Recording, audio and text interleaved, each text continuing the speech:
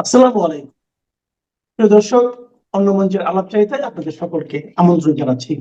আমরা নির্বাচন চাই না, মানি না এবং হতে দেব না বলে আমরা ব্যাপটিং কণ্ঠে কথা প্রকাশ করে দিয়েছি। এই নির্বাচন বাংলার জমিনের ভিতরে হতে পারে না, হতে দেওয়া হবে না।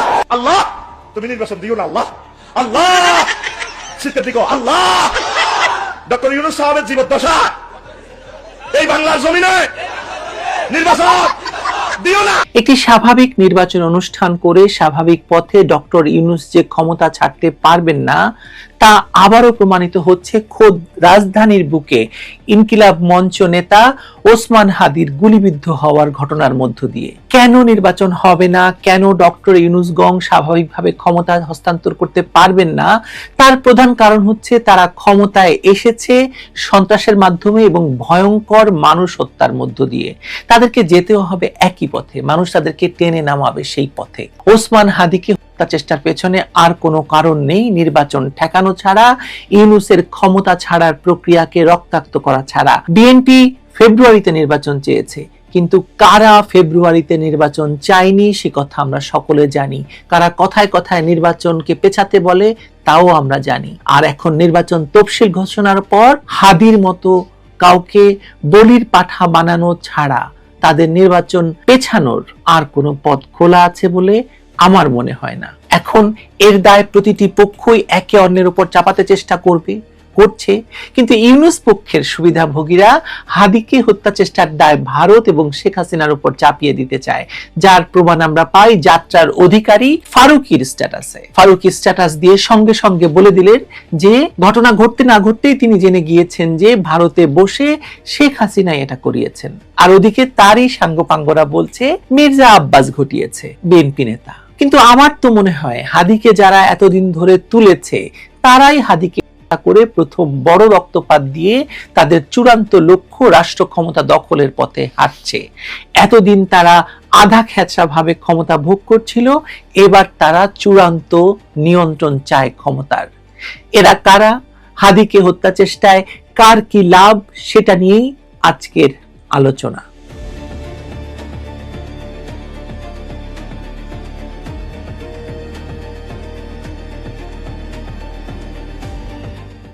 হাদির উপর গুলি, তফসিল ঘোষণার টাইমিং, রাজনৈতিক প্রতিক্রিয়ার ধরন, রাষ্ট্রের ভেতরে অস্বস্তি, সব মিলিয়ে এটি নিঃসন্দেহে দেশের ভয়ঙ্কর পরিস্থিতিকে নির্দেশ করে। এর কোনোটিকেই বিচ্ছিন্ন করে দেখলে সকলেই ভুল করবেন, এটা শুরুতে জানিয়ে রাখছি।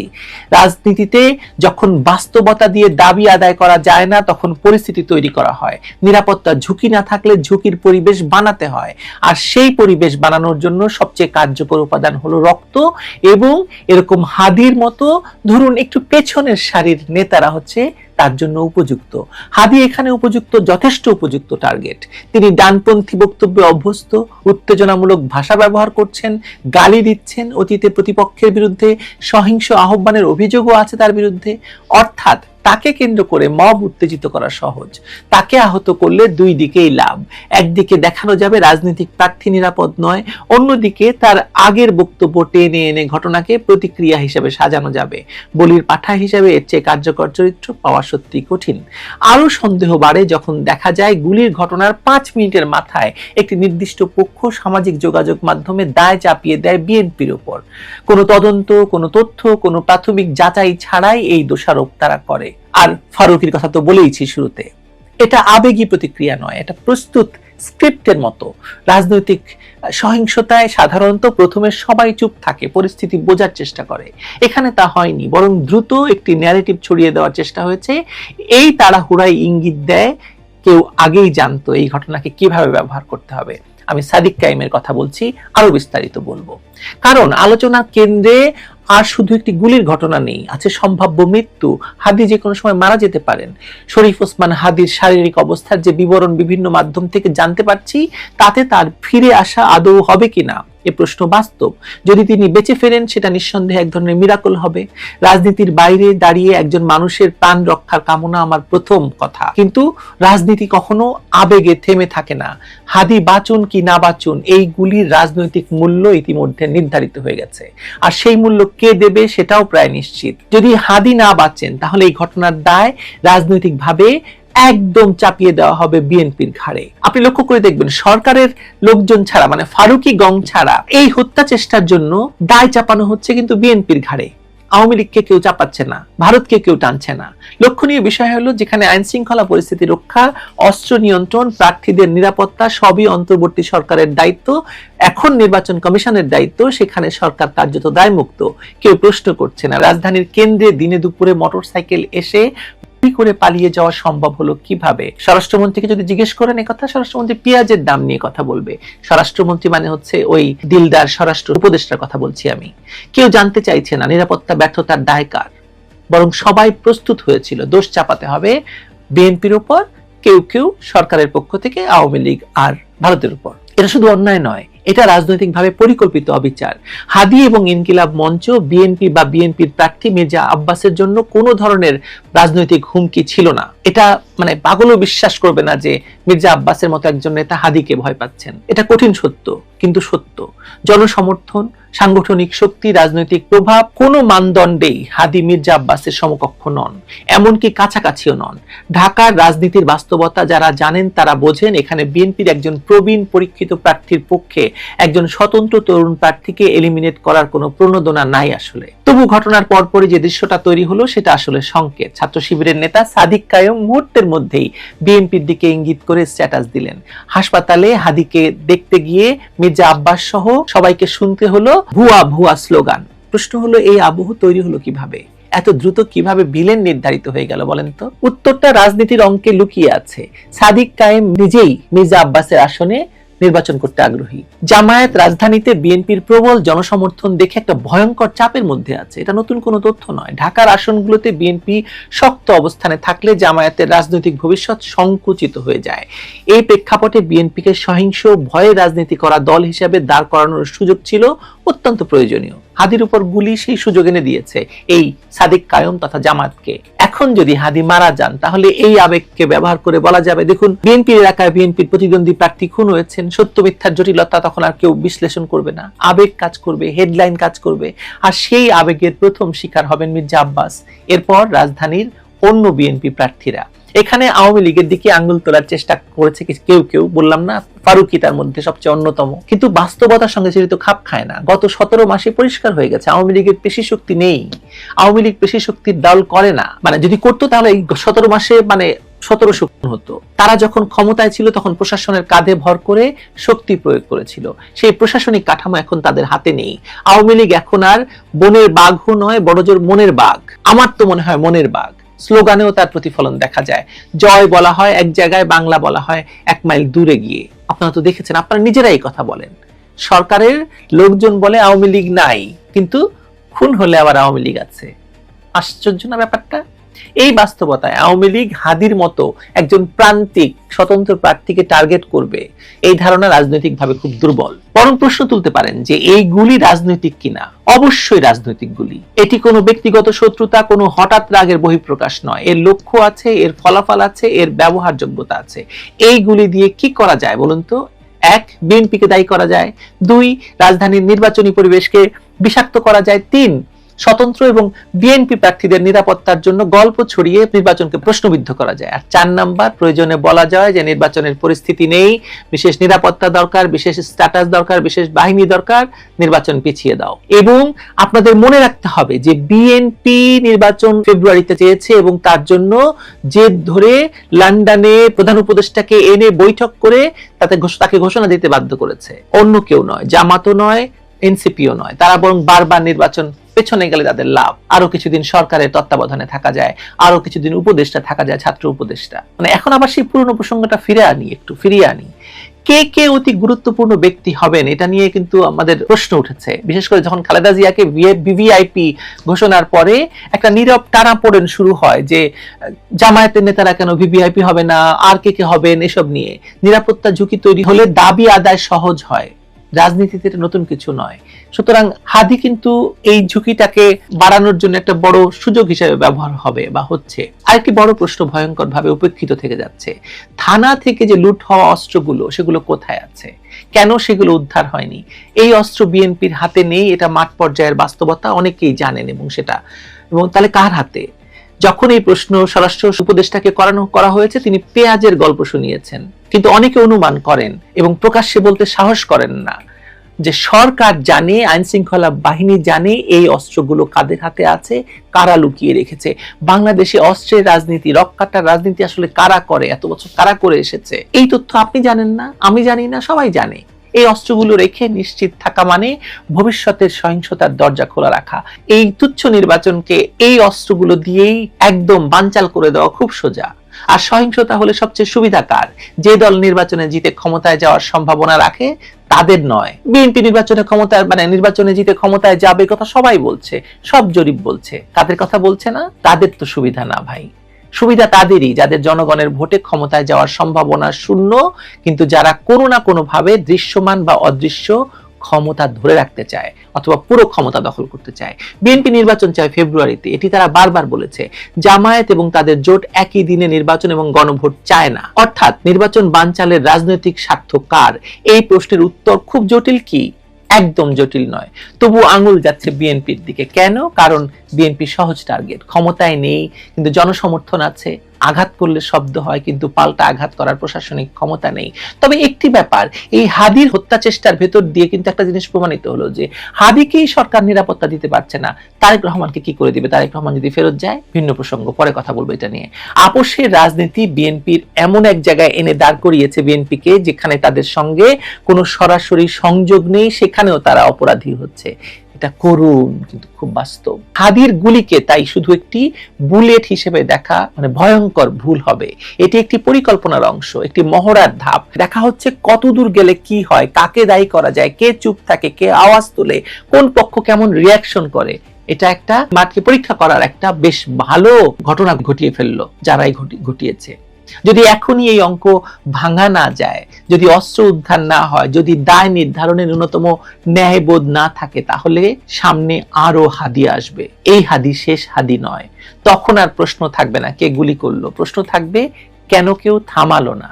এই মুহূর্তে সেই সীমারেখা যেখানে সিদ্ধান্ত নিতে হবে, নির্বাচন হবে বাস্তব প্রতিযোগিতায়, নির্বাচন হবে সকল দলের অংশগ্রহণে, এবং নির্বাচনটা একটা সঠিক সময়ে সকলকে লেভেল প্লেইং ফিল্ড তৈরি করে আইন শৃঙ্খলা পরিস্থিতি সম্পূর্ণ নিয়ন্ত্রণে আনার পরে নির্বাচন হবে, নাকি রক্তের উপর দাঁড়িয়ে তৈরি করা একটা সাজানো নির্বাচনের মাধ্যমে ডক্টর ইউনূস পার পেতে চাইছেন, পালাতে চাইছেন।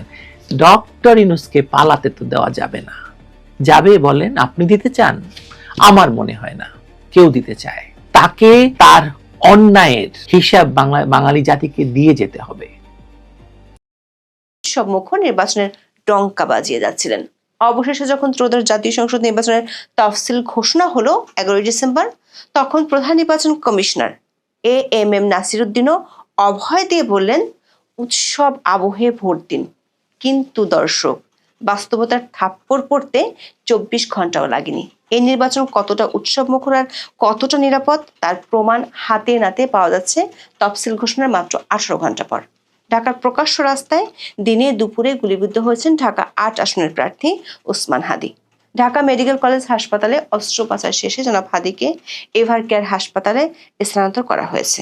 চিকিৎসকরা বলছেন তার অবস্থা ক্রিটিক্যাল বা আশঙ্কাজনক। হাদির গুলিবিদ্ধ হওয়ার ঘটনায় নিন্দা জানিয়ে এসেছে প্রধান উপদেষ্টার বার্তা। তবে এবার আর সেখানে নেই ইতিহাসরা নির্বাচনের বাগাড়ম্বর, বরং শব্দ বাছাই এসেছে বড় ধরনের পরিবর্তন। আগামী নির্বাচন শান্তিপূর্ণ, অংশগ্রহণমূলক ও নিরাপদ পরিবেশে অনুষ্ঠানের জন্য রাজনৈতিক দল এবং নাগরিকদের সংযম প্রত্যাশা করা হয়েছে।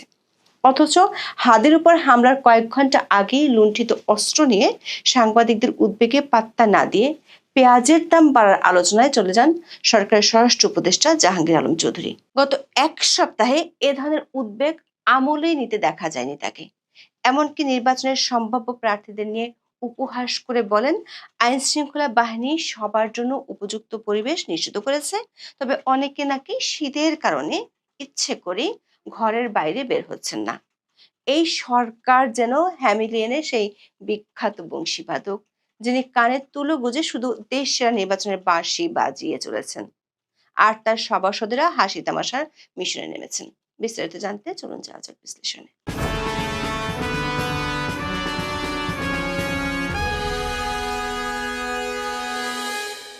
নানান জল্পনা কল্পনার শেষে ত্রয়োদশ জাতীয় সংসদ নির্বাচনের তফসিল ঘোষণা হয় 11ই ডিসেম্বর।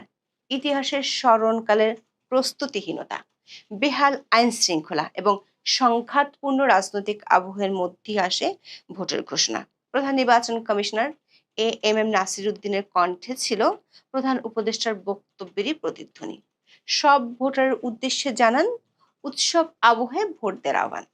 আশ্বাস দেন মাঠের আইন শৃঙ্খলা নিয়ন্ত্রণে সব প্রস্তুতি রয়েছে। সিএসির বক্তব্যের সঙ্গে বাস্তবের অবস্থার ফারাক যে কতটা তা পরিষ্কার হতে 24 ঘন্টাও সময় লাগেনি। ঠিক 18 ঘন্টার মাথায় ঢাকার রাস্তায় দিনের আলোয় গুলিবিদ্ধ হন জুলাই আন্দোলনের পরিচিত মুখ ওসমান হাদি। আওয়ামী লীগ সরকার পতনের পর গড়ে তোলেন প্ল্যাটফর্ম ইনকিলাব মঞ্চ।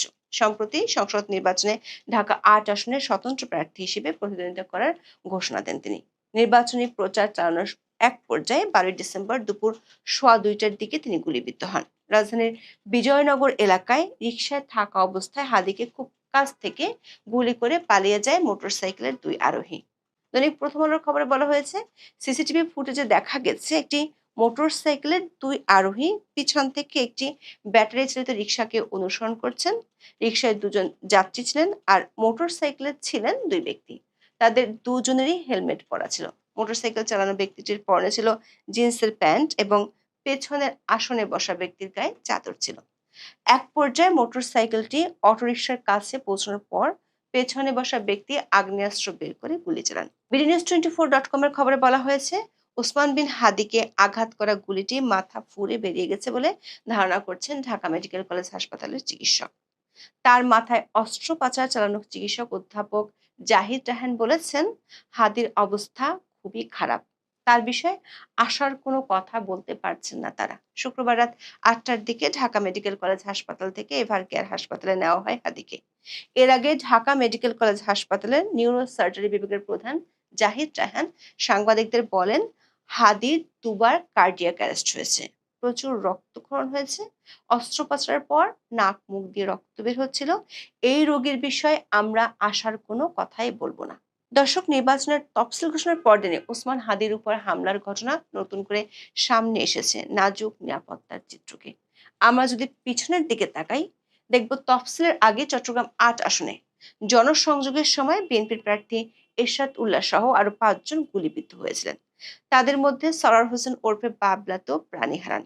পুলিশ সেই 1 মাসেও গুলি চালানো ব্যক্তিকে শনাক্ত করতে পারেনি। এর বাইরেও নির্বাচন কেন্দ্রিক আধিপত্য বিস্তার নিয়ে খুন জখমের বেশ কিছু ঘটনা ঘটেছে সারা দেশে। তবে বরাবরের মতো বিষয়গুলোকে পাত্তা দিতে রাজি নয় সরকার। নির্বাচনে উৎকণ্ঠা যখন ঘিরে ধরছে দেশকে, এমনকি বিএনপির ভারপ্রাপ্ত চেয়ারপারসন যখন নিরাপত্তার ঝুঁকির ইঙ্গিত দিয়ে মায়ের গুরুতর অসুস্থতার মধ্যেও দেশে আসতে পারছেন না, তখন সব কিছু ফু মেরে উড়িয়ে দিয়ে বিদ্রুপের ঝাঁপে খুলে বসেছেন স্বরাষ্ট্র উপদেষ্টা জাহাঙ্গীর আলম চৌধুরী। দর্শক, স্বরাষ্ট্র উপদেষ্টা জাহাঙ্গীর আলম চৌধুরী তিনি সত্যি ম্যাজিক সরকারের এক ম্যাজিশিয়ান। তিনি একদিকে দাবি করছেন বাংলাদেশে নাকি কারো কোনো নিরাপত্তা ঝুঁকি বা শঙ্কা নেই, অন্যদিকে প্রতিদিন যখন মানুষ মরছে, নতুন করে মবের তাণ্ডব ফিরছে, তখন তিনি নির্বিকার। নির্বাচনের আগে হত্যা বন্ধের জন্য তার কাছে কোনো ম্যাজিক নেই, কোনো সুইচ নেই। দর্শক, এতদিন সরকারের পিআর টিমের দাবি ছিল বাংলাদেশে চলছে ম্যাজিক ম্যানের শাসন, কিন্তু সেই ম্যাজিকে যে খুনোখুনি বন্ধ করার কোনো সম্ভাবনা নেই, সেটা 16 মাসের মাথায় স্বরাষ্ট্র উপদেষ্টাই স্বীকার করে নিলেন। এখানেই শেষ নয়, নির্বাচন ঘিরে সংঘাত সহিংসতার দায় চাপানো হয়েছে সরকারের মিত্র দলগুলোর উপরই। স্বরাষ্ট্র উপদেষ্টা 8 ডিসেম্বর বিদ্রুপের সুরে বলেন, শীতের ঠান্ডা এড়াতে অনেক প্রার্থী প্রচারে নামছেন না, সর্দি কাশিতে আক্রান্ত হওয়ার ভয় করছেন। এছাড়া সহিংসতার ঘটনাগুলো ঘটছে নির্বাচনের মাঠে থাকা দলগুলোর অভ্যন্তরীণ বিরোধের কারণে। আইন শৃঙ্খলা রক্ষায় এমন ব্যর্থতার দায় অস্বীকারের ম্যাজিকে পরিষ্কার হয়ে উঠছে, নিজেদের দায়িত্বে ভোটের মাঠে থাকতে হবে প্রার্থীদের। কোনো অঘটন ঘটলে দায় নেবে না সরকার, উল্টো জবাবদিহির মুখে আক্রান্তরাই। ঢাকায় প্রকাশ্য দিবালোকে হাদির উপর হামলার ঘটনার ঘন্টা 2 আগে থানা থেকে লুট হওয়া অস্ত্র উদ্ধারের হাল নিয়ে সাংবাদিকদের প্রশ্নের মুখে পড়েছিলেন জাহাঙ্গীর আলম চৌধুরী। এত বড় একটা নিরাপত্তা উদ্বেগকে তিনি পাত্তাই দিলেন না। মুহূর্তে টপিক বদলে বললেন পেঁয়াজ আলুর দাম নিয়ে। সামাজিক যোগাযোগ মাধ্যমে এই ঘটনা এখন তুমুল সমালোচিত। মানুষ জিজ্ঞেস করছে, এই ম্যাজিক সরকারের ১৬ মাসের শাসনে মানুষের জীবনের দাম কি আলু পেঁয়াজের দামের চেয়েও সস্তা হয়ে গেল? জীবনের দাম যখন এতটা পড়ে যায়, তখন সরকার কেন মসনদে, সেই প্রশ্ন উঠছে। দর্শক, হাদির উপর হামলার দায়ী কারা, সে প্রশ্নের শুরু হয়নি। বিভিন্ন সিসিটিভির ফুটেজ এবং বেশ কিছু ছবি বিশ্লেষণ করে কেউ কেউ দাবি করছেন ওসমান হাদির নির্বাচনী প্রচারের সময় তার খুব কাছে অবস্থান করছিলেন হামলাকারী দুই তরুণ। হাদি যখন গুলিবিদ্ধ হন, রিকশায় তাকে হাসপাতালে নেওয়ার সময় তার সহকর্মীরা সরাসরি দায়ী করেন বিএনপিকে। বিএনপির প্রার্থী মির্জা আব্বাস হাসপাতালে গেলে তোপের মুখে পড়তে হয়।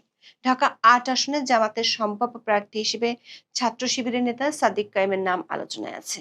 গুলির পরপরই তিনি ফেসবুকে এমন একটি পোস্ট দেন যেখানে বিএনপিকে ইঙ্গিত করা হয়। তিনি লেখেন, ওসমান হাদিকে গুলি করা হলো চাঁদাবাজ ও গ্যাংস্টারদের কবল থেকে ঢাকা সিটিকে মুক্ত করতে অচিরেই অভ্যুত্থান শুরু হবে। ফলস্বরূপ বিএনপির সমর্থকেরা ঘটনার জন্য দায়ী করছেন জামাতকে।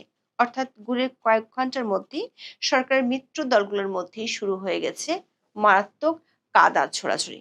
তবে এই সুযোগে আওয়ামী লীগের দিকেও অভিযোগের তীর ছোড়া হয়েছে এবং এই দৌড়ে সবার চেয়ে এগিয়ে আছেন সংস্কৃতি উপদেষ্টা মোস্তফা সরোয়ার ফারুকী।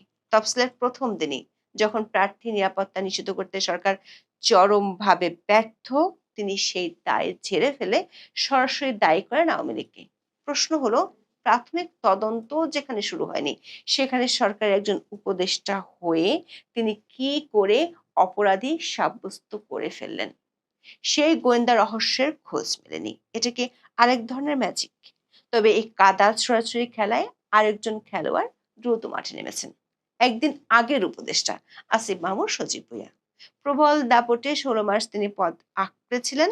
হাদি গুলিবিদ্ধ হওয়ার ঘটনায় তিনি ধানমন্ডিতে বিজয় র্যালিতে যোগ দেন। পরে অবশ্য ব্যাপক সমালোচনার মুখে এর নাম পাল্টে রাখা হয় প্রতিবাদ র্যালি।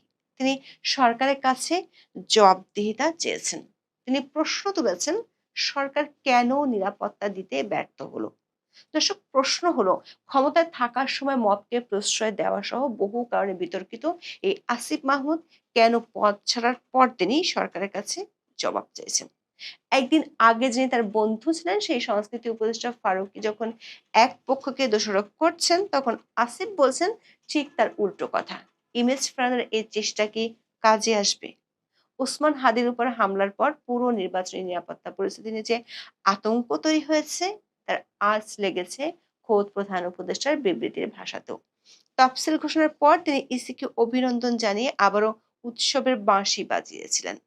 তিনি তখন বলেছিলেন, নির্বাচন ও গণভোটকে উৎসবমুখর, অংশগ্রহণমূলক ও সম্পূর্ণ সুষ্ঠুভাবে সম্পন্ন করার লক্ষ্যে অন্তর্বর্তী সরকার সব ধরনের সহায়তা দেবে। কিন্তু হাদির উপর গুলির পর ম্যাজিক বদলে গেল। পরদিন বিবৃতি থেকে উৎসব শব্দটি উধাও হয়ে গেল, সেখানে গভীর উদ্বেগ প্রকাশ করা হলো। বিবৃতির ভাষা হয়ে গেল, নির্বাচন শান্তিপূর্ণ, অংশগ্রহণমূলক ও নিরাপদ পরিবেশে অনুষ্ঠানের জন্য দেশের সব রাজনৈতিক পক্ষ, কর্মী সমর্থক এবং নাগরিকদের প্রতি শান্তি ও সংযম বজায় রাখার আহ্বান জানানো হলো। এই প্রথম দেশের সব রাজনৈতিক পক্ষের প্রতি নিবেদন এলো প্রধান উপদেষ্টার পক্ষ থেকে। এখানে অংশগ্রহণমূলক নির্বাচনের কথাও বারবার বলা হচ্ছে। এখানেই আমাদের প্রশ্ন, সব রাজনৈতিক পক্ষ বলতে কাদের বুঝিয়েছেন? যে অংশগ্রহণমূলক শব্দ দুটি এতদিন সযত্নে এড়িয়ে যাওয়া হচ্ছিল, হঠাৎ করে কেন তার ব্যবহার শুরু হলো? মনে হচ্ছে ১৬ মাসের ক্ষমতা, উৎসবের পিআর আর স্বরাষ্ট্র উপদেষ্টার ম্যাজিক সবকিছু মিলিয়ে সরকার বুঝতে শুরু করেছে যে তারা সারা দেশকে এক গভীর অন্ধগুলিতে ঠেলে দিয়েছে। সেই অন্ধগুলি থেকে পরিত্রাণ সহজে ঘটবে বলে মনে হয় না।